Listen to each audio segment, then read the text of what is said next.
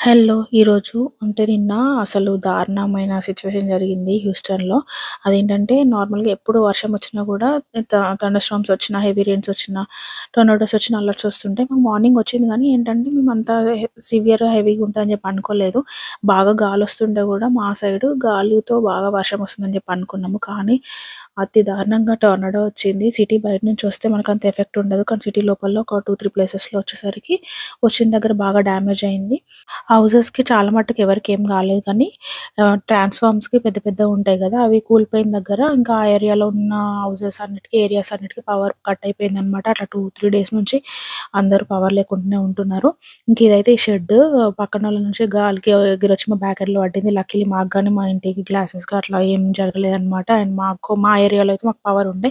ఇంకా మాకు తెలిసిన ఫ్రెండ్స్‌కయితే స్టే ఇచ్చి హెల్ప్ చేస్తున్నాము. ఇంకా ఈ సిట్యుయేషన్ అయితే పవర్ వచ్చి అందరికి నార్మల్ అయిపోవాలని చెప్పి అనుకుంటున్నా.